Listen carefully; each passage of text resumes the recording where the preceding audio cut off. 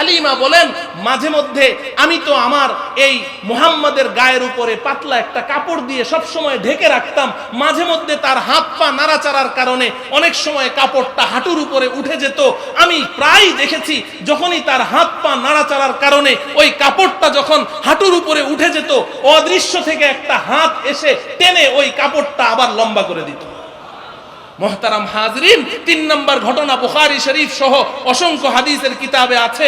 নবীজি সাল্লাল্লাহু আলাইহি সাল্লাম যখন ছোট ছিলেন, কাবা ঘর পুনর্নির্মাণ হয়েছে ৮ম বার। ওই সময় অন্যান্য যুবকদের সাথে নবীজিও ইট মাথায় করে নিচ্ছেন। অন্যান্য যুবকেরা ইট মাথায় নিলে ব্যথা লাগে, সবাই নিজ নিজ লুঙ্গি খুলে ভাঁজ করে মাথায় দিয়ে এবার উলঙ্গ হয়ে তারা ইট নেয়, কাবা ঘরের এই খেদমত করে। নবীজি তো তার লুঙ্গি খুলেন না। চাচা আব্বাস এসে বললেন, ভাতিজা, তোমার বন্ধুরা সবাই লুঙ্গি খুলে মাথায় দিয়েছে, কত আরামে ইট নিয়ে যাচ্ছে, তুমি খালি মাথায় কেন তুমি ইট নাও, তোমার লুঙ্গিটাও খুলো। আপনি কিতাব খুলে দেখেন, নবীজি চাচার কথা মানবেন নাকি তার সতর খুলবেন? যদি সতর খুলেন তাহলে তার সতর খুলে যায়, লুঙ্গি খুললে সতর দুনিয়ার মানুষ দেখে ফেলবে। আর যদি তিনি সতর না খুলেন, চাচার সাথে বেয়াদবি হয়ে যায়। তিনি এভাবে এই দুদুল্যমান অবস্থায় ঘামতে ঘামতে বেহুশ হয়ে জমিনে পড়ে গেছেন। সুমাইয়া টিভি, সুস্থ সংস্কৃতির প্রত্যাশায় আপনাদের পাশে। ৩ দিন ব্যাপী তাফসীরুল কুরআন মাহফিলের দ্বিতীয় দিনের শেষ অধিবেশনের সম্মানিত সভাপতি হযরত উলামায়ে কেরাম, আমার প্রাণাধিক প্রিয় লখতে জিগার আজিজ তুলাবায়ে ইজম, আমার অত্যন্ত শ্রদ্ধাভাজন দিনদার পরহেজগার আল্লাহ প্রেমিক, রসুল প্রেমিক, উলামা প্রেমিক, ধর্মপ্রাণ ভাই ও বন্ধুগণ, পর্দার অন্তরালে আমার মাতৃতুল্য ভগ্নীতুল্য মা ও বোনেরা,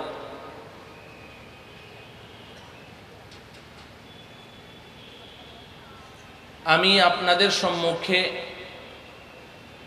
পবিত্র কালামুল্লাহ শরীফের সূরাতুল বাকারার ১৪৩ নম্বর আয়াতের ছোট্ট একটু অংশ তেলাওয়াত করেছি। তেলাওয়াতকৃত আয়াতের সাথে সংশ্লিষ্ট রাসূলুল্লাহ সাল্লাল্লাহু আলাইহি ওয়াসাল্লামের অসংখ্য অগণিত হাদিস সমূহ হতে ৩টি মাত্র হাদিস পাঠ করেছি। আল্লাহ রব্বুল আলামিন তিলাওয়াতকৃত আয়াত ও আহাদিসকে সামনে রেখে নির্ধারিত বিষয়ের উপরে আমাকে কিছু হক কথা ইখলাসের সাথে বলার তৌফিক দান করুন। আমাদের সকলকে এই কথাগুলো আমলের নিয়তে শোনার তৌফিক দান করুন। মুহতারাম হাজিরিন, যেহেতু সময় নির্ধারিত, তাই কোনো রকমের ভূমিকা ছাড়া আমি যেই 3টি হাদিস আপনাদের সম্মুখে পাঠ করেছি, ধারাবাহিকতার দিক থেকে ২য় নাম্বার হাদিসের অনুবাদ দিয়ে আমি আপনাদের সম্মুখে আলোচনা শুরু করছি। রাসূলুল্লাহ সাল্লাল্লাহু আলাইহি ওয়াসাল্লাম ইরশাদ করেন, সাহাবায়ে কেরামকে লক্ষ্য করে বলেন, হে আমার সাহাবীরা, শুনো, তোমাদের পূর্বে বনি ইসরাইল ছিল দুনিয়াতে। তারা আপোষের মধ্যে ঝগড়া বিবাদ, মতানৈক্য, ইখতিলাফ করে করে বিভিন্ন দল উপদলে বিভক্ত হয়ে গিয়েছিল। তারা এতটাই ছিন্ন বিচ্ছিন্ন হয়ে গিয়েছিল যে তাদের মধ্যে দল উপদল সৃষ্টি হতে হতে হতে হতে এক পর্যায়ে তারা ৭২টি দলে বিভক্ত হয়ে গিয়েছিল। নবীজি সাল্লাল্লাহু আলাইহি ওয়াসাল্লাম বলেন, আমার উম্মতের মধ্যেও এক সময় এমন ইখতিলাফ, মতানৈক্য, ঝগড়া বিবাদ হতে থাকবে। ছোট্ট ছোট্ট কারণ, ছোট্ট ছোট্ট কথায় তারা আপোষের ঐক্য এবং ইত্তেফাককে বিনষ্ট করে তাদের মধ্যে এমন দল উপদল সৃষ্টি হতে থাকবে। এক পর্যায়ে তারাও এভাবে ছিন্ন বিচ্ছিন্ন হতে হতে ছোট ছোট দল উপদলে বিভক্ত হতে হতে এক পর্যায়ে আমার উম্মত ৭৩ দলে বিভক্ত হবে। নবীজি বলেন এই ৭৩টি দলের মধ্যে ৭২টি দল যাবে জাহান্নামে, একটি মাত্র দল যাবে জান্নাতে। মুহতারাম হাজরিন, এখানে অধিকাংশ শ্রোতাই উলামা, তলাবা আর বাকি যারা আছেন তারা উলামায়ে কেরামের দীর্ঘ সোহবত ইয়াফতা। সব কথা খুলে বলার প্রয়োজন আমি মনে করছি না। আপনারা সকলেই জানেন, যাদেরকে খেতাব করে, যাদেরকে সম্বোধন করে নবীজি এই ঘোষণাটি দিয়েছিলেন, সেই সকল মহান সাহাবায়ে কেরাম তারা কিন্তু ৭৩ দলে বিভক্ত হননি। হয়েছিলেন নাকি? সাহাবায়ে কেরাম ৭৩ দলে বিভক্ত ছিলেন না। তাহলে নবীজি এই হাদিসে কাদের কথা বলেছেন? নবীজি একটি ভবিষ্যৎবাণী করেছেন যে আমার উম্মতে এক সময়, এমন একটা সময় আসবে যে তারা এভাবে বিভিন্ন দল উপদলে বিভক্ত হবে। আমি কোরআন ও হাদিসের, কোরআন ও সুন্নাহর একজন আদনা তালেবুল ইলম হিসেবে, একজন নগণ্য ছাত্র হিসেবে আমার কাছে খুব মনে হয়, বারবার মনে হয়, নবীজি উম্মতের যেই বিভীষিকাময় সময়ের কথা, যেই নাজুক ওয়াক্তের কথা, যেই ভয়ানক সময় এবং বিভৎস চিত্রের কথা এই হাদিসে ভবিষ্যৎবাণী করেছেন যে উম্মতের কেউ কারো উপরে আস্থা রাখবে না। উম্মত শুধু উদ্ভ্রান্তের মতো, বিভ্রান্তের মতো শুধু এদিক সেদিক ছুটাছুটি করতে থাকবে, কেউ কাউকে মানবে না, সবাই নিজেকে হক মনে করবে। এইভাবে দলাদলি করতে করতে ৭৩ দলে বিভক্ত হবে। এর চেয়েও ভয়ের ব্যাপার হলো ৭২টি দলই জাহান্নামী হবে।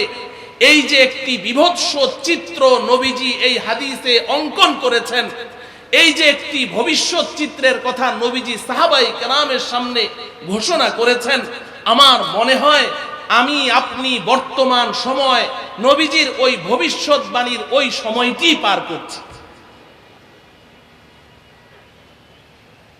বর্তমান সময়ে আমাদের অবস্থা এমন যে আমরা সিদ্ধান্ত নিতে পারছি না আমার জীবন তরি কোন মাঝির হাতে আমি ছেড়ে দেব, আমি কাকে ফলো করব, কার পেছনে আমি ছুটব, কার পরামর্শে আমি চলব। আমরা একটি নন ডিসিশন এবং সিদ্ধান্তহীনতায় ভুগছি। বিশেষ করে আমার ওই সকল জেনারেল শিক্ষিত ভাইয়েরা যাদের কাছে ওই কোষ্ঠী পাথর নেই, যেই কোষ্ঠী পাথরে ঘষা দিলে খাঁটি সোনা আর ভেজাল সোনায় পার্থক্য করা যায়, যাদের কাছে ওই রাডার মেশিন নেই, যেই রাডার মেশিনে হক আর বাতিল ধরা পড়বে, আমার ওই সকল জেনারেল শিক্ষিত ভাইয়েরা যারা দ্বীনের উপরে চলতে চান, যারা নিজেকে একজন খাঁটি মুসলিম হিসেবে পরিচালিত করতে চান, যারা রাসূলের সুন্নাহ অনুযায়ী জীবন যাপন করতে চান, যারা সত্যের সন্ধানী, আমার ওই সকল জেনারেল শিক্ষিত ভাইয়েরা আছেন আরো বিপদে। তারা সিদ্ধান্ত নিতে পারছেন না যে আমার কাছে তো কোষ্ঠী পাথর নেই, আমার কাছে তো ওই রাডার মেশিন নেই, অতএব এমন ব্যক্তি কে, এমন গোষ্ঠী কারা, এমন দল, এমন জামাত কোন জামাত, যেই জামাতের হাতে ওই কোষ্ঠী পাথর আছে, যেই পাথরে ঘষা দিলে হক আর বাতিলে পার্থক্য করা যায়, যেই রাডার মেশিনে সত্য আর মিথ্যা ধরা পড়ে যায়। এই জামাতকে তারা খুঁজে বের করতে পারছে না, এই ব্যক্তিকে তারা খুঁজে বের করতে পারছে না। এই কারণে আমার ওই সমস্ত জেনারেল শিক্ষিত ভাইয়েরা আজকে আমার আলোচনার মুখাতাব এবং আজকে আমার এই আলোচনা আমি তাদেরকে উদ্দেশ্য করে বলছি, উলামায়ে কেরামের সামনে কথা বলার মতো যোগ্যতা আমার নেই, আমি তো তাদের সামনেই কথা বলতে চাই। আমি ওই সমস্ত ভাইদেরকে আজকে সম্বোধন করে বারবার বলছি, আমি আপনাদের সম্মুখে আজকে এই বিষয়টি সংক্ষেপে তুলে ধরতে চাই যে এখন আমি কার কথা শুনবো, কার পেছনে চলবো, কার সিদ্ধান্ত অনুযায়ী আমার জীবনটাকে আমি পরিচালিত করব।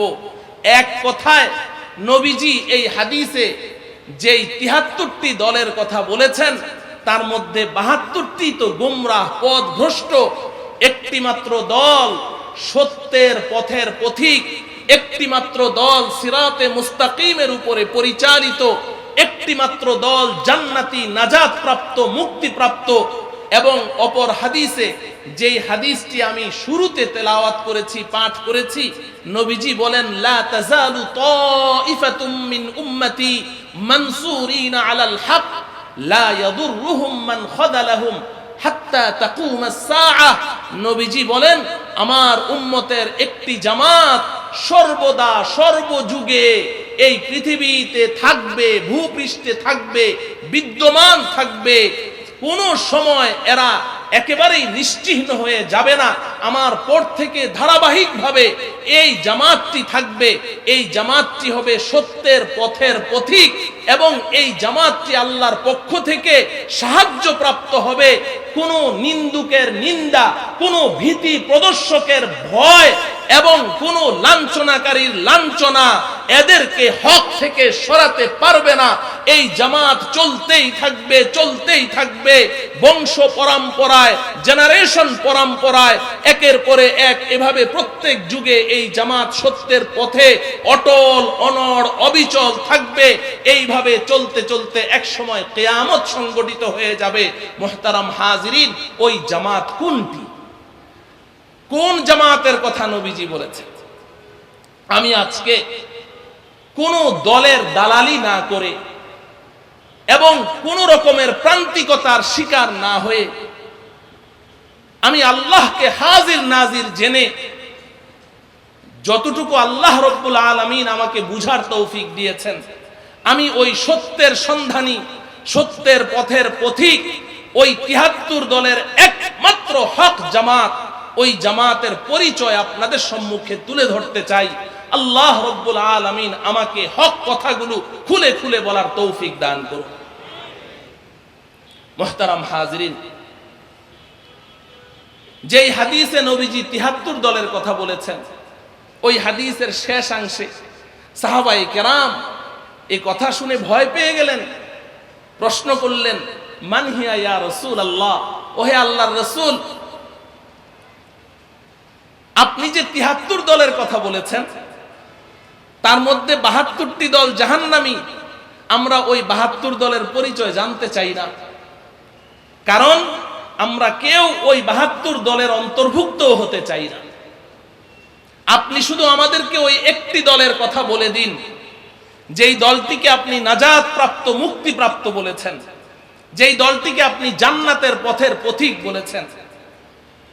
নবীজি সাল্লাল্লাহু আলাইহি ওয়াসাল্লাম জবাব দিলেন মা আনা আলাইহি ওয়া আসহাবি, আমার সাহাবীরা শুনো, ওই নাজাত প্রাপ্ত মুক্তি প্রাপ্ত জামাতের পরিচয় হলো আমি এবং আমার সাহাবীরা যেই পথ ও মতের উপরে প্রতিষ্ঠিত আছি, যেই আদর্শের উপরে আছি, আমার এবং আমার সাহাবায়ে কেরামের সুন্নাহ এবং আদর্শকে যেই জামাতটি আঁকড়ে ধরে থাকবে, ওই জামাতটি হবে নাজাত প্রাপ্ত মুক্তি প্রাপ্ত, আর বাকি ৭২টি দল সব জাহান্নামে চলে যাবে।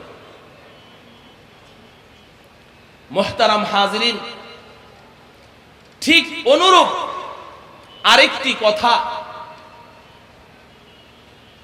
বিশ্ববিখ্যাত মুফাসসিরে কোরআন আল্লামা জালালউদ্দিন সুয়ুতি রহমতুল্লাহি আলাইহি তার অনবদ্য তাফসীর গ্রন্থ আদ-দুররুল মানসুরের মধ্যে তিনি রিওয়ায়াত এনেছেন। কোরআনে হাকিমে আল্লাহ রাব্বুল আলামিন আরেকটি চমৎকার কথা বলেছেন, ইয়াউমা তাবিয়াদ্দু বুজুহুম ওয়া তাসওয়াদ্দু বুজুহ। দুনিয়াতে যদিও ৭৩ দল আল্লাহ পাক বলেন যে হাসরের ময়দানে আমি করে ফেলবো সমস্ত মানুষকে দুই দলে বিভক্ত। হাসরের ময়দানে আমি দুই দলে বিভক্ত করব। ওখানে আর এত দল থাকবে না। ইয়াউমা তাবিয়াদ্দু বুজুহ ওয়া তাসওয়াদ্দু বুজুহ। এক দলের চেহারা হবে নূরে নূরান্বিত, সাদা, শুভ্র, সুন্দর, আলোকিত, আলোকোজ্জ্বল, হাস্যাস বাস্যাস থাকবে তাদের চেহারা। ওয়া তাসওয়াদ্দু বুজুহ। আর আরেক দলের চেহারা থাকবে নিকুশ, কালো, বিকট, বিভৎস, কুৎসিত, ভয়ানক। এরপরে আল্লাহ পাক সামনে বলছেন যেই দলের চেহারা কালো, কুৎসিত হবে, ভয়ানক হবে, বিভৎস চেহারার অধিকারী হবে, এদেরকে আমি জাহান্নামে নিক্ষেপ করব। আর যাদের চেহারাগুলো হাস্যাস বাস্যাস আলোকোজ্জ্বল থাকবে, নূরে নূরান্বিত থাকবে, ওদেরকে আমি জান্নাতে প্রবেশ করিয়ে দেব। এই আয়াতের তাফসিরে আল্লামা জালালউদ্দিন সুয়ুতি রহমতুল্লাহি আলাইহি একটি রিওয়ায়াত নিয়ে এসেছেন তাফসিরে আদ-দুররুল মানসুরের মধ্যে। নবীজির দুইজন সাহাবী হযরতে আব্দুল্লাহ ইবনে ওমর রাদিয়াল্লাহু তাআলা আনহুমা, আরেকজন হযরতে আবু সাঈদ আল খুদরি রাদিয়াল্লাহু তাআলা আনহু, এই দুই সাহাবী নবীজিকে জিজ্ঞাসা করলেন, ইয়া রাসূলুল্লাহ, হাসরের ময়দানে যেই মানুষগুলোর চেহারা হাস্যোজ্জ্বল হবে, নূরে নূরান্বিত হবে, আলোকোজ্জ্বল হবে, ফলশ্রুতিতে আল্লাহ পাক এদেরকে জান্নাতে প্রবেশ করিয়ে দিবেন, এই মানুষগুলোকে দুনিয়াতে আমরা চিনব কি করে? ভালো করে বুঝেন, দুনিয়াতে এই মানুষগুলোর পরিচয় কি হবে, এদেরকে চিনব কিভাবে? নবীজি সাল্লাল্লাহু আলাইহি ওয়াসাল্লাম উত্তরে বললেন, হুম আহলুস সুন্নাতি ওয়াল জামাআহ। দুনিয়াতে এদের পরিচয় হবে এরা আহলে সুন্নাত ওয়াল জামাআতের অন্তর্ভুক্ত হবে। হুবহু এই রিওয়ায়াতটি হযরতে আব্দুল্লাহ ইবনে আব্বাস রাদিয়াল্লাহু তাআলা আনহুমার সূত্রে বিশিষ্ট মুফাসসির হাফেজ ইবনে কাসির রাহমাতুল্লাহি আলাইহি তাফসীর ইবনে কাসিরের মধ্যে উল্লেখ করেছেন। সেখানেও ইবনে আব্বাস রাদিয়াল্লাহু তাআলা আনহুমাকে প্রশ্ন করা হয়েছিল, উনি উত্তরে বলেছেন, হুম আহলুস সুন্নাতি ওয়াল জামাআহ, এরা হবে আহলে সুন্নাত ওয়াল জামাআত। মুহতারাম হাজিরিন, এই যে দুনিয়াতে আহলুস সুন্নাহ ওয়াল জামাআহ নাজাত প্রাপ্ত, মুক্তিপ্রাপ্ত দলের পরিচয় হবে, এই আহলুস সুন্নাহ ওয়াল জামাআহ এই দল কারা? আমি এদের কিছু পরিচয় পেশ করতে চাই, তবে আমার কথায় নয়। আল্লাহ রাব্বুল আলামিন পবিত্র কালামুল্লাহ শরীফের সূরাতুল বাকারার 143 নং আয়াতে ওই আহলুস সুন্নাহ ওয়াল জামাআহ নাজাত প্রাপ্ত, মুক্তি প্রাপ্ত, এই উম্মতের সাহায্য প্রাপ্ত ওই দলের পরিচয় পেশ করেছেন। আল্লাহ পাক বলেন, ওয়াকাযালিকা জাআলনাকুম উম্মাতান ওয়াসাতা। তেমনি এই আখিরি পয়গম্বরের উম্মতেরা, আমি তোমাদেরকে উম্মতে ওয়াসাত হিসেবে সৃষ্টি করেছি। উম্মাতান ওয়াসাতা, উম্মতে ওয়াসাত তোমরা, তোমাদের উপাধি হলো তোমরা উম্মতে ওয়াসাত। এবার প্রশ্ন হলো উম্মতে ওয়াসাত অর্থ কি? এখানে আলহামদুলিল্লাহ উলামায়ে কেরামের জামাত, আপনারা জানেন এই শব্দটিকে দুই ভাবে পড়া যায়, ওয়াসতুন, ওয়াসাতুন। সিনের মধ্যে সাকিন দিয়েও পড়া যায় ওয়াসতুন। ওয়াসতুন মানেও ভেতরে, ওয়াসাতুন মানেও ভেতরে, মাঝখানে। ওয়াসতুন মানেও মধ্যখান, ওয়াসাতুন মানেও মধ্যখান। এই দুটি একই অর্থবোধক, মুতারাদিফুল মানা, কিন্তু কেউ কেউ এটার মধ্যে একটা পার্থক্য করেছে ওয়াসতুন আর ওয়াসাতুনের মধ্যে। ওয়াসতুন যদি আপনি সিনের মধ্যে সাকিন দিয়ে পড়েন, ওয়াও সিন জাবার ওয়াস, ত দুই পেশ তুন, ওয়াসতুন, এটার অর্থ মাঝখান, মধ্যখান। কিন্তু এই ওয়াসতুন মধ্যখান, এটার মেসদাক হওয়ার জন্যে, এটার প্রয়োগ ক্ষেত্র হওয়ার জন্যে আমাকে একদম মিডিল পয়েন্টে থাকা জরুরি না। আমি যদি এই মাহফিলের যে কোনো এক কর্নারে বসে আছি, ওই কর্নারে কিংবা এই কর্নারে কিংবা পেছনে, কিন্তু প্যান্ডেলের ভেতরে আছি, তাহলে বলা সহি হয়ে যাবে যে হুয়াফি ওয়াস্তিল ইজলাস, হুয়াফি ওয়াস্তিল মাহফিল, সে মাহফিলের ভেতরে আছে, মাঝখানে আছে, অথচ সে কিন্তু মিডিলে নেই, মধ্যখানে নেই, কিনারায় আছে, কোনো কোনাকানিতে বসে আছে। আপনি বলতে পারবেন হুয়াফি ওয়াস্তিল মাহফিল।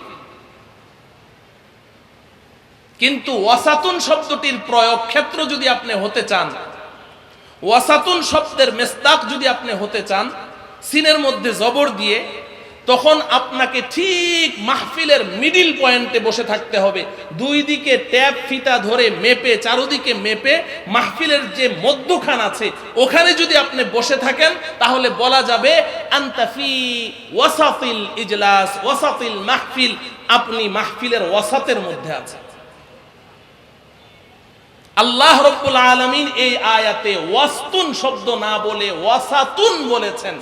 ওয়াকাযালিকা জাআলনাকুম উম্মাতান ওয়াসাতা।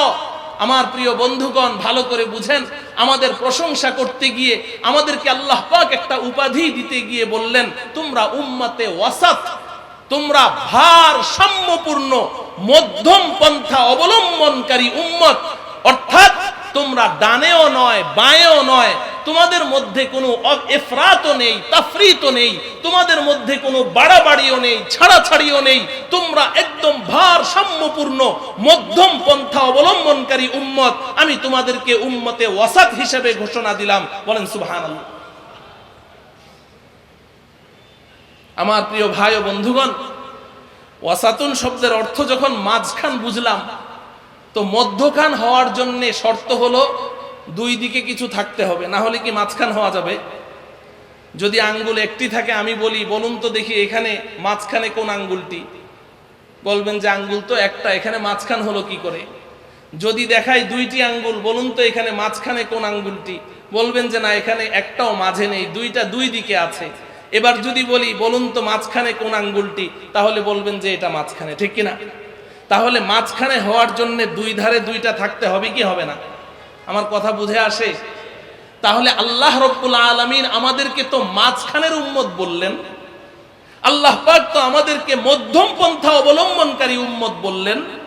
তো যখন মাঝখানে আমরা আছি, তাহলে বোঝা গেল কোন কোন উম্মত উপরেও আছে নিচেও আছে, ঠিক কিনা বলেন? যদি দুই ধারে না থাকে তাহলে আমরা মাঝে হব কি করে? এবার প্রশ্ন হলো দুই ধারে কারা?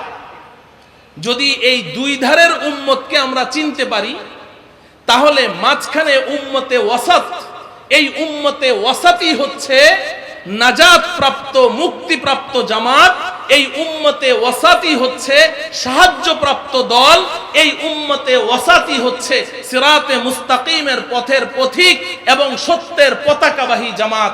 আমি আজকে এই উম্মতে ওয়াসাতকে আপনাদের সম্মুখে চিহ্নিত করতে চাই, প্রকাশ করতে চাই। আল্লাহ রাব্বুল আলামিন আমাকে তৌফিক দান করেন। মুহতারাম হাজিরিন, এই আয়াতের তাফসীর আপনি যে কোনো গ্রহণযোগ্য তাফসীরের কিতাব খুললেই পাবেন।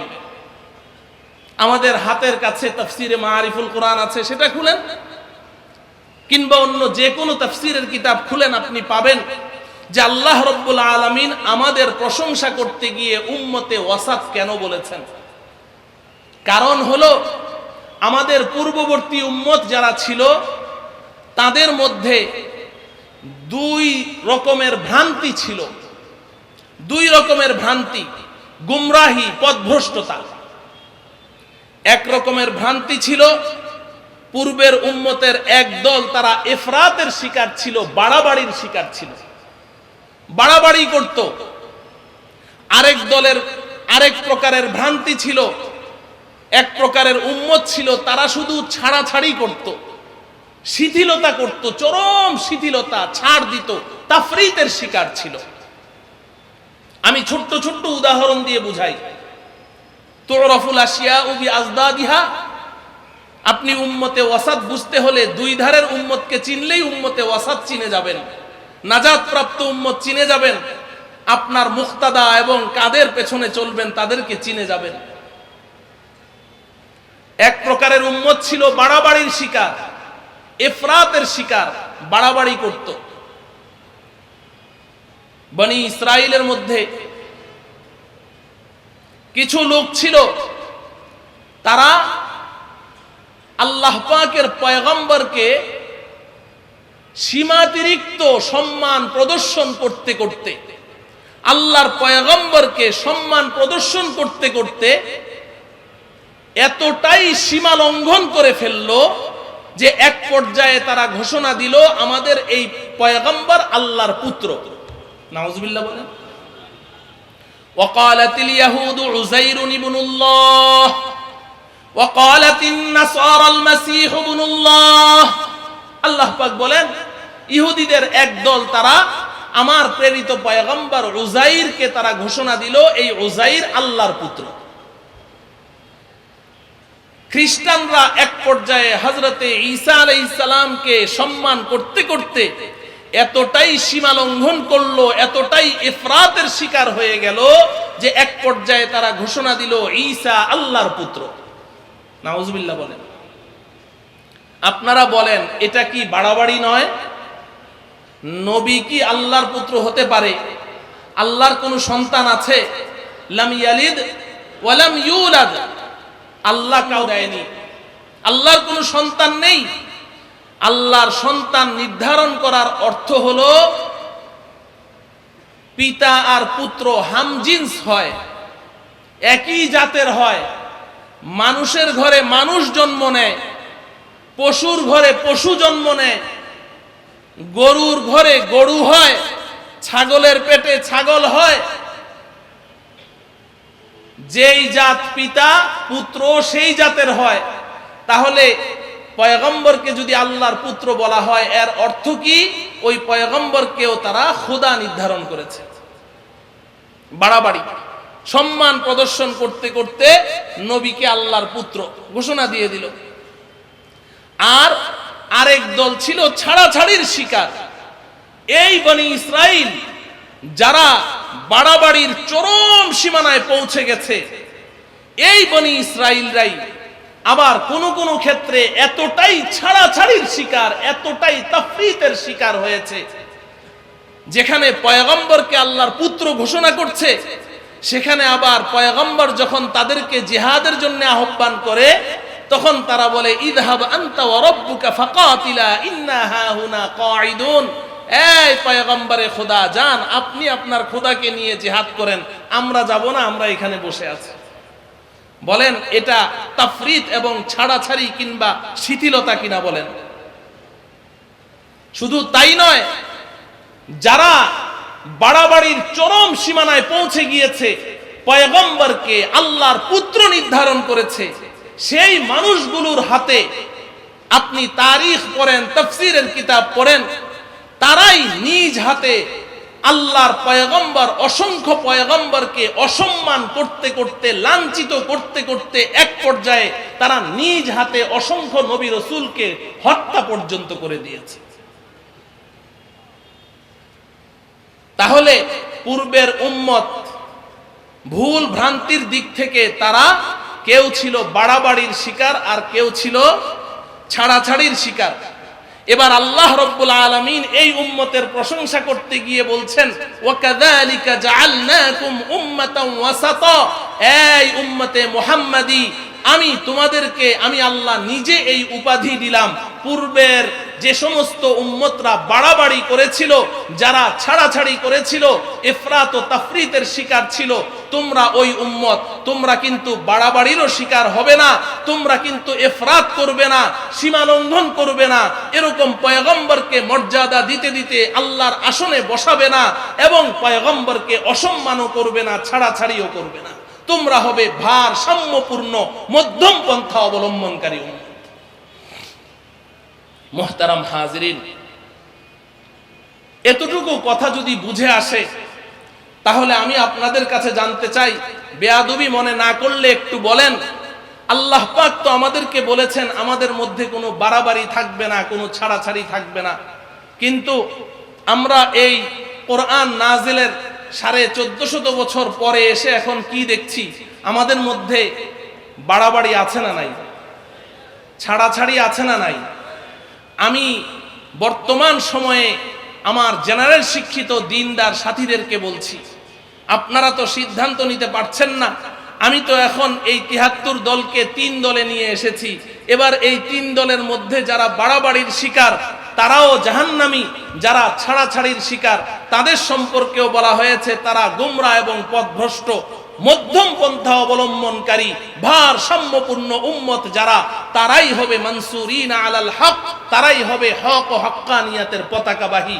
আমি ওই 2 দলের পরিচয় যদি আপনাদের সম্মুখে পেশ করতে পারি, তাহলে এই মধ্যম পন্থা অবলম্বনকারী এই জামাতকে আপনারা চিনে নিন এবং এই জামাতের সাথে আমরণ চলার, তাদের দিক নির্দেশনা অনুযায়ী নিজের জীবনকে পরিচালিত করার প্রতিজ্ঞা নিয়ে এই মাহফিল থেকে যাবেন। ইনশাআল্লাহ এই মাহফিল সার্থক হবে। মুহতারাম হাজিরিন, সময় যেহেতু বেঁধে দেয়া, আমি 2টা দলকে আপনাদের সম্মুখে পরিচিত করতে পারবো কিনা আমি জানি না। একটা করে শুরু করি। 1 নাম্বার আমি বলেছি বাড়াবাড়ির শিকার। বাড়াবাড়ি যারা করে, ইফরাত করে, আল্লাহ পাক কোরআনে কারীমে তাদের এক পরিচয় তো দিলেন, ওয়াকালাতিল ইয়াহুদু উযাইরুন ইবনুল্লাহ ওয়াকালাতিন নাসারাল মাসীহ ইবনুল্লাহ। ইহুদি খ্রিস্টানরা রাসূলকে আল্লাহর সন্তান নির্ধারণ করেছে তথা নবীকে আল্লাহর সাথে শরীক করেছে। বলেন ঠিক কিনা? আল্লাহর সাথে নবীকে শরীক করেছে, তারা শিরকে লিপ্ত হয়েছে। আল্লাহ রাব্বুল আলামিন তাদের আরো পরিচয় কোরআনে কারীমে পেশ করেছেন, ইত্তাখাযু আহবারহুম ওয়া রুহবানাহুম মিন দুনিল্লাহ। তারা তাদের ধর্মীয় নেতা, ধর্মযাজক, তাদের মধ্যে যারা পাদ্রী ছিল, ধর্মযাজক ছিল, ধর্মীয় পরামর্শক ছিল,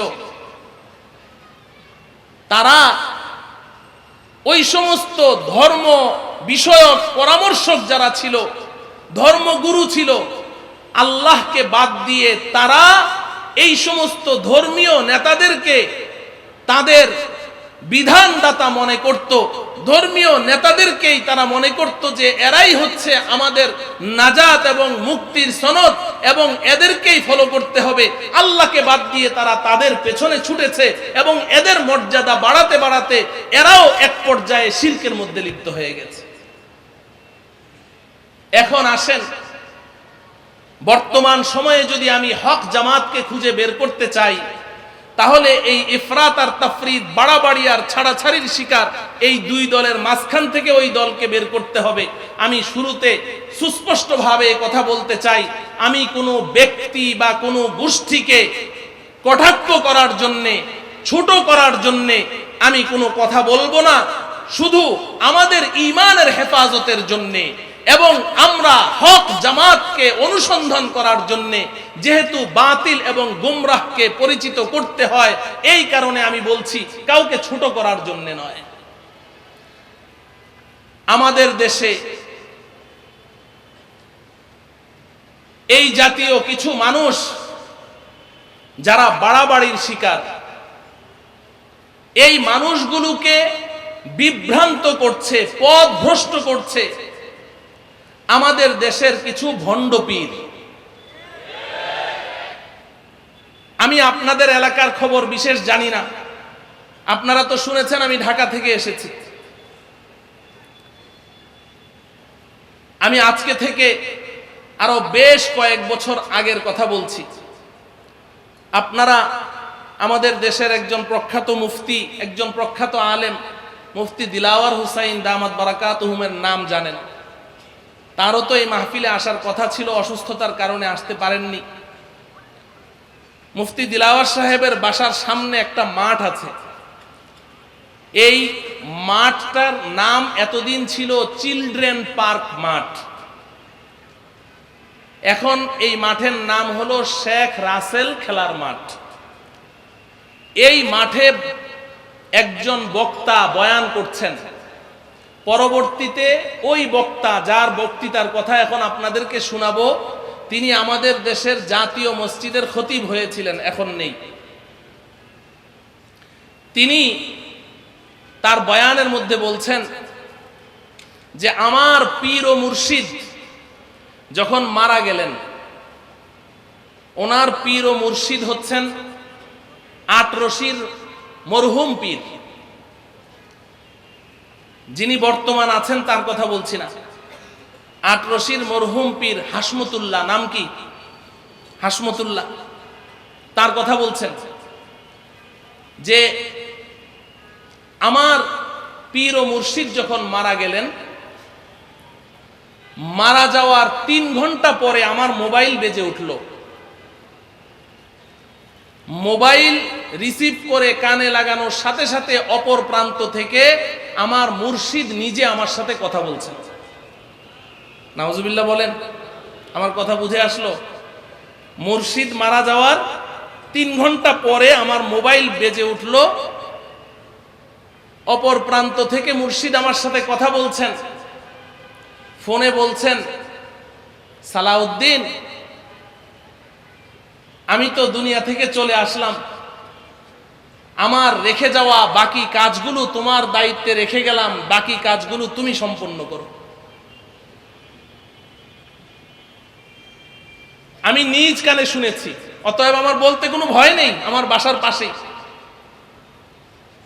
দ্বিতীয় নাম্বার কথা বললেন, ভালো করে বুঝেন, আল্লাহ পাক আপনাদেরকে সুস্থ এবং সুষ্ঠু বিবেক দিয়েছেন। আমার প্রিয় ভাই ও বন্ধুগণ, আমার জেনারেল শিক্ষিত ভাইয়েরা ভালো করে শুনেন। দ্বিতীয় কথা তিনি বললেন,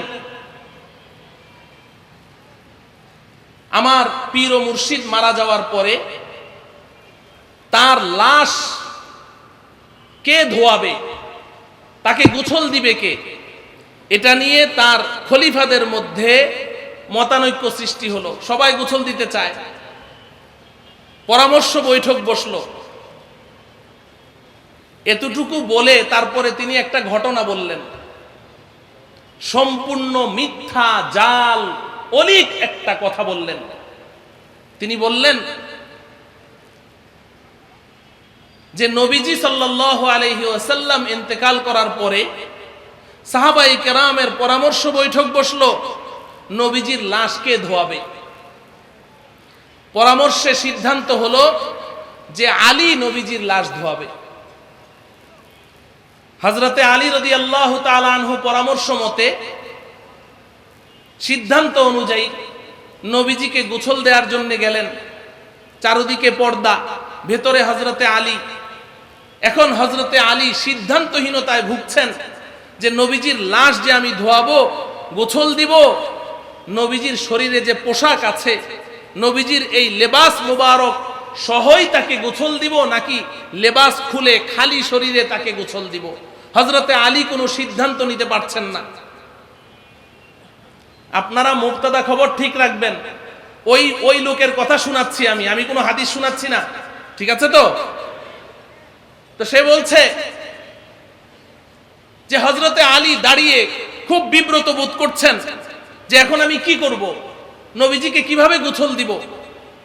এই যখন তার অবস্থা, কোনো সিদ্ধান্ত নিতে পারছেন না, হঠাৎ করে হযরতে আলী নবীজির দিকে তাকিয়ে আছেন আর দেখছে যে নবীজি মিটমিট করে হাসছেন আর বলছেন, আলী, আমার কাপড়ের উপর দিয়ে আমাকে গোসল দিয়ে দাও। নাউজুবিল্লাহ বলেন। এমন একটি মিথ্যা ঘটনা বলে, ভালো করে বুঝেন, আমি তার শব্দে শব্দে আপনাদেরকে বয়ান করছি।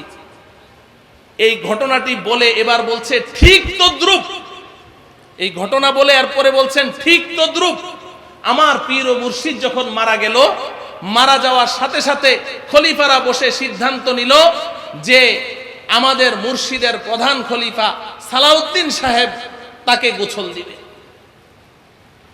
তা আমি গোসল দিতে গেলাম আমার মুর্শিদ কেবলাকে। গোসল দিতে গিয়ে যখন পর্দার ভেতরে ঢুকলাম, এখন আমিও সিদ্ধান্তহীনতায় ভুগছি যে আমি কি মুর্শিদে কেবলার কাপড় খুলবো কি খুলবো না। আমি কোনো সিদ্ধান্ত নিতে পারছি না। হঠাৎ করে মুর্শিদে কেবলার চেহারার দিকে তাকিয়ে আছি, দেখি মুর্শিদে কেবলা মিটমিট করে আমার দিকে তাকিয়ে হাসছেন আর বলছেন, সালাউদ্দিন, আমার কাপড়ের উপর দিয়ে পানি ঢেলে দে। নাউজুবিল্লাহ বলবেন না? মুহতারাম হাজিরিন, আমি শুধু কথাগুলো আপনাদের সামনে পেশ করছি, ঘড়ির সময় তো খুব দ্রুত চলছে। এই ভদ্রলোক পরবর্তীতে জাতীয় মসজিদের খতিব হয়েছেন। জাতীয় মসজিদের খতিব হওয়ার পরে তিনি কোনো একদিন জুমার খুতবায় তিনি ঘোষণা দিলেন যে আমি যখন এই মসজিদের মিম্বারে এসে জুমার খুতবা দেই, যখন এসে আমি মিম্বারে বসি, ওই সময় নবীজি এসে এখানে সশরীরে হাজির হয়ে যায়। আমি কথাগুলো আপনাদের বিবেকের কাছে রেখে যাচ্ছি, সিদ্ধান্ত আমার না, আপনাদের হাতে। তিনি ঘোষণা দিলেন নবীজি এখানে হাজির হয়ে যান। আমি আপনাদের কাছে নিবেদন করতে চাই, এখানে এসে ওনার এই ঘোষণার উপরে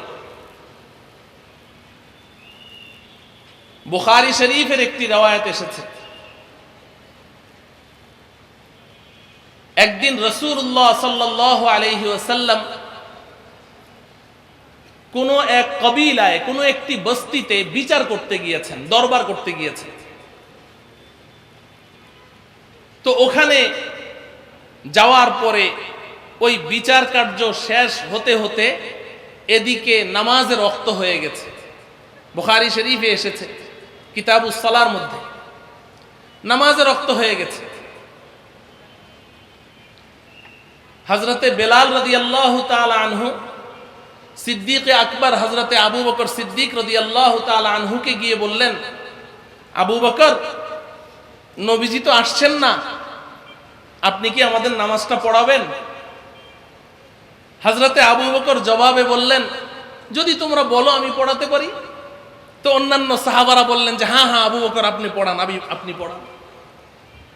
আবু বকর সাহাবায়ে কেরামের কত প্রিয় ছিলেন, তার মর্যাদা কি ছিল, এগুলো অনেক আলোচনা হয়েছে এই মজলিসে।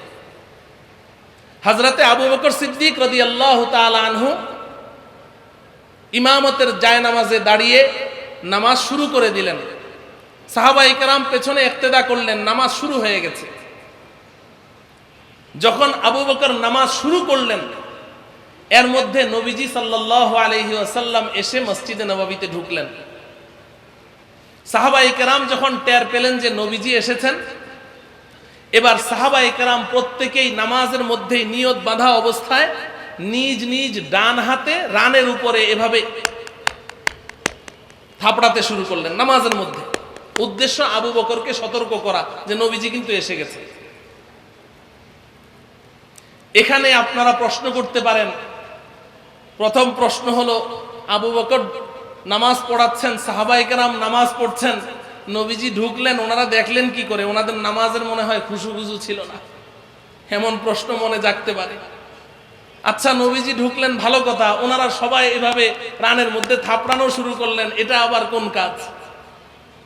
আপনাদের অনেকের কাছে এটা ব্যতিক্রম কিছু মনে হতে পারে।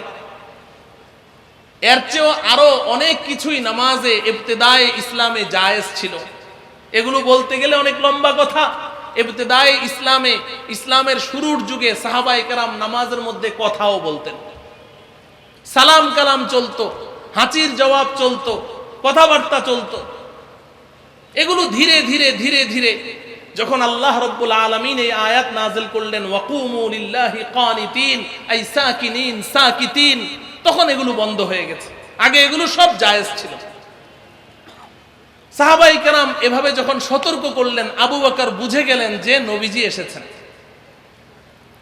যখন আবু বকর টের পেয়ে গেছেন যে নবীজি এসেছেন, নবীজি আবু বকরের পেছনে দাঁড়ানো, তো তিনি তখন হাত উঁচু করে পেছনের দিকে সরে আসছেন।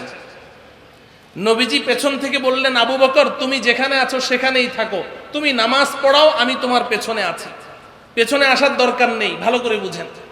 নবীজি নিষেধ করলেন, নামাজ চলছে। আবু বকর নবীজির নির্দেশ উপেক্ষা করে তিনি পেছনে চলে আসলেন। নবীজি যখন দেখলেন আবু বকর পেছনে চলে এসেছে, এবার নবীজি আর কি করবেন, সামনে গেলেন, নামাজ পড়ালেন।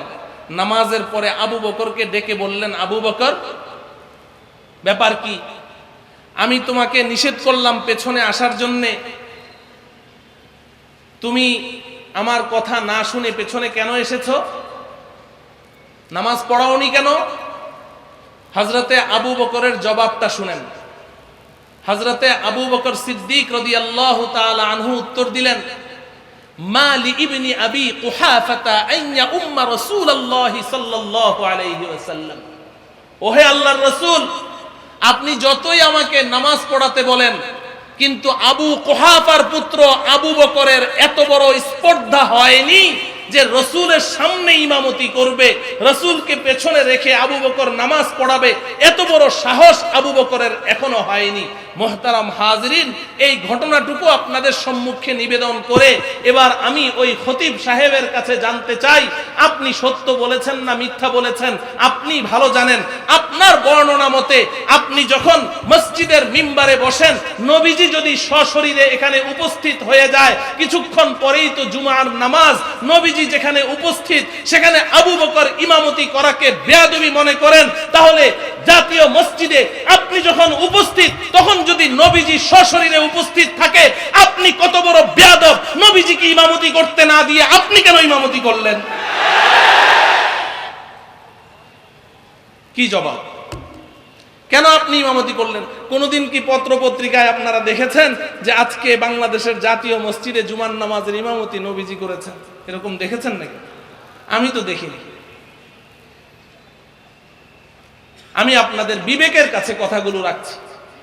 অতএব যারা এই দাবি করেন যে আমরা যখন দরুদ পড়ি, আমরা যখন ইয়া নবী সালামু আলাইকা বলি, তখন নবীজি সশরীরে এসে যান, তাদের বিবেকের কাছেও আমি এই প্রশ্ন রাখলাম। মুহতারাম ভাইও, এরা ওই যে নবীকে সম্মান করতে করতে, নবীকে সম্মান করতে করতে ইহুদি খ্রিস্টান তারা যেমন নাকি আল্লাহ পাকের সমকক্ষ আল্লাহর তুলনা করেছে, আল্লাহর সাথে তুলনা করেছে, আল্লাহর সন্তান সাব্যস্ত করেছে, আজকে আমাদেরকে আল্লাহ পাক উম্মতে ওয়াসাত ঘোষণা করলেন। আরে উম্মতে ওয়াসাত ঘোষণা করলে যদি সেই লকব এবং উপাধি তোমার সাথে রাখতে চাও, তুমি যদি সেই উম্মতে ওয়াসাতের অন্তর্ভুক্ত হতে চাও, তুমি যদি আহলুস সুন্নাহ ওয়াল জামাতে শামিল থাকতে চাও, তাহলে তোমাকে ওই ইফরাত বর্জন করতে হবে, ওই বাড়াবাড়ি বর্জন করতে হবে। তারা যেমন আল্লাহর সাথে রাসূলকে শরীক করেছে, আজকে তোমরাও আল্লাহর সাথে রাসূলকে শরীক করছো। শিরিক দুই প্রকার মনে রাখবেন, একটি হলো শিরিক ফি যাত, আরেকটি শিরিক ফি সিফাত। একটি তো আল্লাহর সত্তার সাথে শরীক করা, আরেকটি হলো আল্লাহ পাকের প্রাইভেট কিছু সিফাত আছে, আল্লাহ পাক ফর এক্সেপশনাল ফর আল্লাহ, আল্লাহর জন্য এটা খাস। এই সিফাত, এই গুণ, এই বৈশিষ্ট্য আল্লাহ পাক কোনো মাখলুককে দান করেননি। কিছু সিফাত, কিছু গুণ আল্লাহ পাক নিজের জন্য বরাদ্দ রেখেছেন। যেমন আল্লাহ পাক সর্বশ্রোতা, সব শুনেন, সব শুনেন। আল্লাহ পাক সর্বদ্রষ্টা, আল্লাহ সব দেখেন, সব দেখেন। আল্লাহ পাক সর্বজ্ঞানী, সব কিছু জানেন।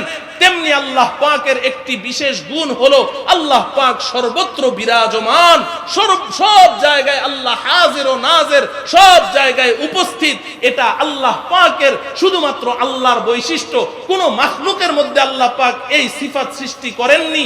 এবার আপনি যদি কোনো মাখলুককে, সে যতই সম্মানিত হোক, আপনি যদি তাকে ওই গুণে গুণান্বিত মনে করেন, আল্লাহর গুণে তাকে গুণান্বিত মনে করেন, তাহলে আপনিও শিরিকের মধ্যে লিপ্ত হলেন, আপনিও শিরিকের মধ্যে লিপ্ত হলেন। মুহতারাম হাজরিন, আমাদের দেশে আরেকটা বাঘ আছে, বাঘ। প্রথম শব্দটা বললাম না, পরের শব্দটা বললাম, বাঘ। বাবে রহমত। তো ওই বাবে রহমতের নাম আমি দিয়েছি বাবে গজব। এই বাবে গজবে যে মানুষটা আছে, এই মানুষটা, তার প্রথম দাবি হলো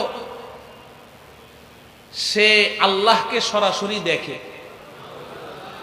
এবং তার মুরিদান যারা আশেকে রসুল আছে তাদের সবাইকে সে আল্লাহকে দেখিয়ে দেয়।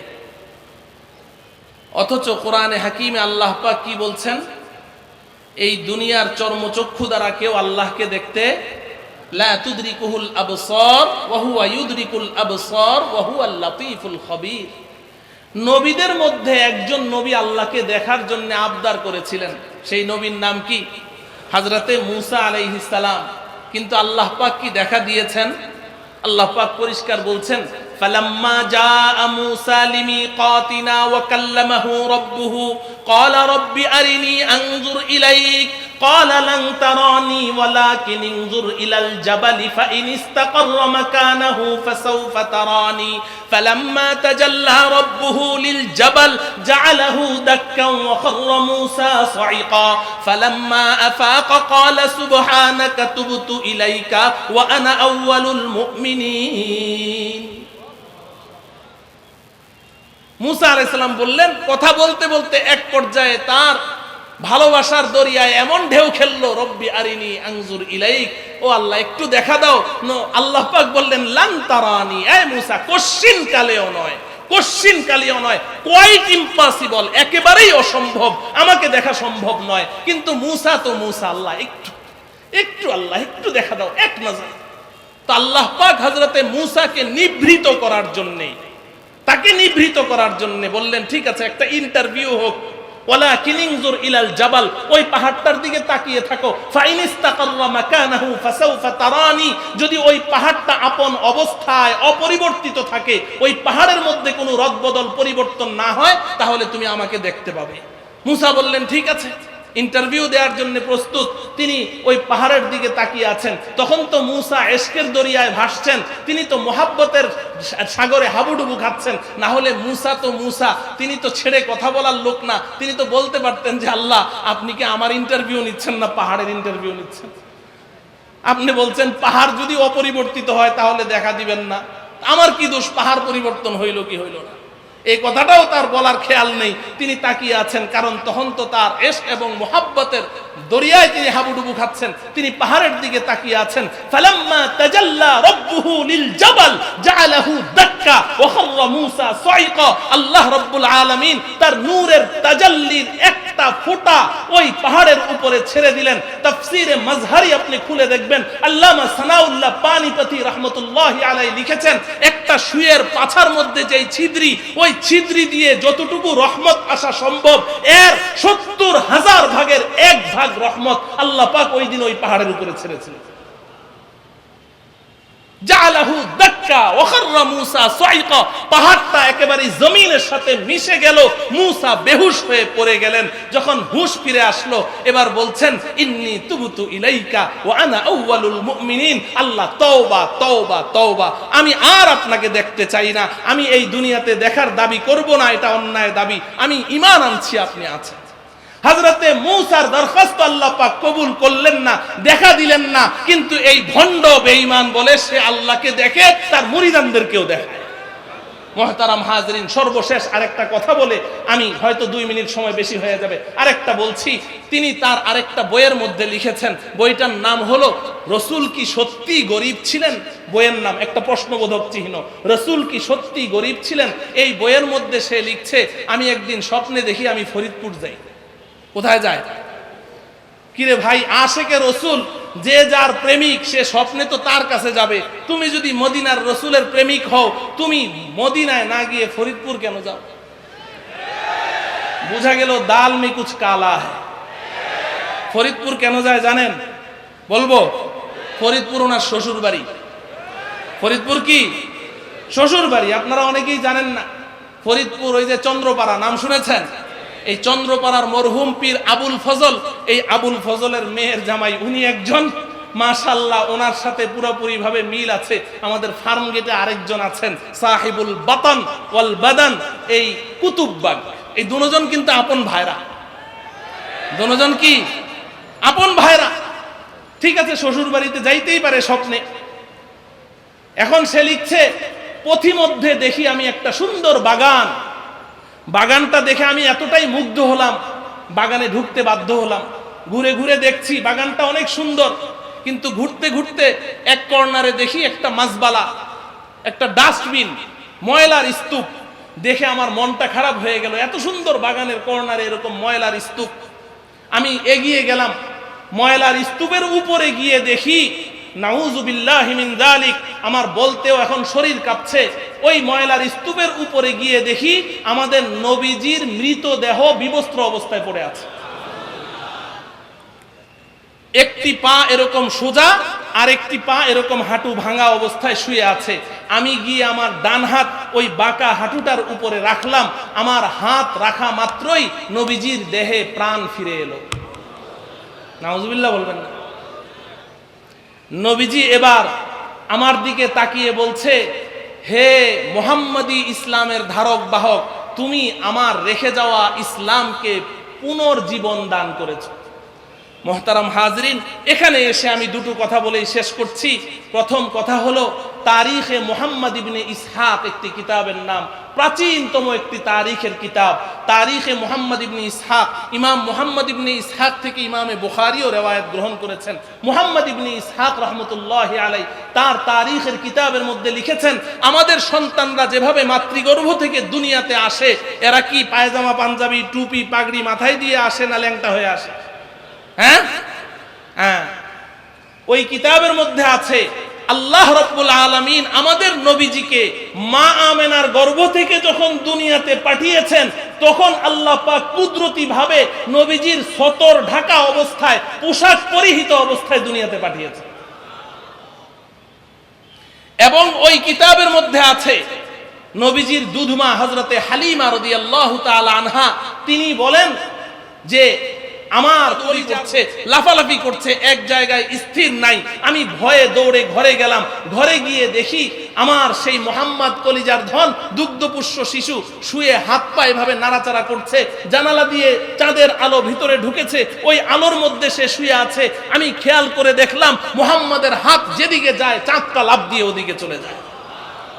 এরপর তিনি যে কথা বলেছেন, হযরতে হালিমা বলেন, মাঝে মধ্যে আমি তো আমার এই মুহাম্মাদের গায়ের উপরে পাতলা একটা কাপড় দিয়ে সব সময় ঢেকে রাখতাম। মাঝে মধ্যে তার হাত পা নাড়াচাড়ার কারণে অনেক সময় কাপড়টা হাঁটুর উপরে উঠে যেত। আমি প্রায় দেখেছি যখনই তার হাত পা নাড়াচাড়ার কারণে ওই কাপড়টা যখন হাঁটুর উপরে উঠে যেত, অদৃশ্য থেকে একটা হাত এসে টেনে ওই কাপড়টা আবার লম্বা করে দিত। মোহতারাম হাজরিন, ৩ নম্বর ঘটনা বুখারী শরীফ সহ অসংখ্য হাদিসের কিতাবে আছে।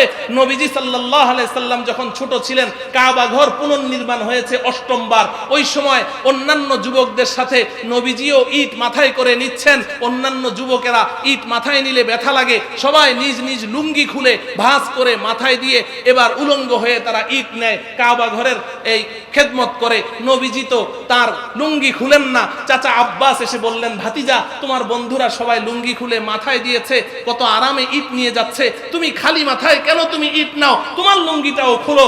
আপনি কিতাব খুলে দেখেন নবীজি চাচার কথা মানবেন নাকি তার সতর খুলবেন? যদি সতর খুলেন তাহলে তার সতর খুলে যায়, লুঙ্গি খুললে সতর দুনিয়ার মানুষ দেখে ফেলবে। আর যদি তিনি সতর না খুলেন, চাচার সাথে বেয়াদবি হয়ে যায়। তিনি এভাবে এই দুদুল্যমান অবস্থায় ঘামতে ঘামতে বেহুশ হয়ে জমিনে পড়ে গেছেন। মুহতারাম হাজরিন, আমি বলতে চাই, জন্মের সময় কুদরতি ভাবে কাপড় পরিহিত অবস্থায়, পোশাক পরিহিত অবস্থায়, সতর ঢাকা অবস্থায় দুনিয়াতে পাঠিয়ে জন্মের সময় আল্লাহ পাক যার সতর দুনিয়াবাসীকে দেখতে দিলেন না, দুগ্ধপুষ্য শিশু থাকাকালীন হযরতে হালিমার ঘরে থাকা অবস্থায় ফেরেশতা জিবরাইলের মাধ্যমে টেনে টেনে যার কাপড় সোজা করে দিয়েছেন, বাইতুল্লাহ নির্মাণের সময় বেহুশ করে জমিনে ফেলে দিয়ে যার সতরের আল্লাহ পাক হেফাজত করেছেন, এই কুলাঙ্গার বেঈমান বলছে তাকে বিবস্ত্র অবস্থায় সে দেখেছে। মুহতারাম হাজরিন, এই হচ্ছে আমাদের দেশের বাড়াবাড়ির চিত্র। আমি এই চিত্রটাও পুরোপুরি আপনাদের সামনে পেশ করতে পারলাম না, তবে আকল মানরা ইশারা কাফিস, যারা বিবেকবান তাদের জন্য ইশারাই যথেষ্ট। যারা ইফরাতের শিকার, যারা বাড়াবাড়ির শিকার, তাদের পরিচয়টুকু পেশ করলাম। এই বাড়াবাড়ির শিকার যত দল আছে, যত জামাত আছে, এদের থেকে আমাদের বেঁচে চলতে হবে, ঈমান বাঁচাতে হবে। একটা থেকে বাঁচান, আর আরেকটা যদি আল্লাহ পাক তৌফিক দেন, আগামী বছর হায়াতে থাকে আর আমাকে সুযোগ দেয়া হয়, তাহলে ওই ছাড়াছাড়ির শিকার ওই দলটার পরিচয় ইনশাআল্লাহ পেশ করব। আল্লাহ রাব্বুল আলামিন ইফরাত এবং তাফরিদ থেকে বেঁচে উম্মতে ওয়াসাত এবং এই হক ও হক্কানিয়াতের জামাত, সর্বশেষ আমি বলেই ফেলি, আমার লোভ সামলাতে পারছি না, হক এবং হক্কানিয়াতের জামাতের পরিচয় এক কথায় আমি বলছি, বর্তমান বিশ্বের শ্রেষ্ঠ আলেমে দ্বীন শাইখুল ইসলাম আল্লামা তাকি উসমানী দামাত বারাকাতুহুম, ওনার রেফারেন্সে আমি বলছি। আমি ছোট মানুষ, এত বড় কথা বলার আমার সাহস নেই। তিনি বলেছেন, मैं पहले तकलीदन कहता था, मैं पहले तकलीदन कहता था, अब पूरी दुनिया सफर करने के बाद बसीरत के साथ कहता हूं, उलमाए देवबंद ही हक पर है, उलमाए देवबंद ही हक पर है। शेखुल इस्लाम আল্লামা তকি উসমানী বলেন যে আমি তো আগে বড়দের কাছে শুনে শুনে বলতাম, না বুঝেই বলতাম, এখন গোটা বিশ্ব সফর করার পরে আমি বুঝে শুনে বলছি, দুনিয়াবাসীকে এই মেসেজ দিচ্ছি, বর্তমান বিশ্বে উম্মতে ওয়াসাত এবং হক ও হক্কানিয়াতের জামাত যাদের হাতে আমার জীবন তরি আমি ছেড়ে দিতে পারি, এই জামাতের নাম হলো উলামায়ে দেওবন্দ। আল্লাহ রাব্বুল আলামিন আমাদের সকলকে আমরণ এই জামাতের সাথে চলার তৌফিক দান করুন। ওয়া সাল্লাল্লাহু তাআলা আলা সাইয়্যিদিনা মুহাম্মদ ওয়া আলা আলিহি ওয়া আসহাবিহি।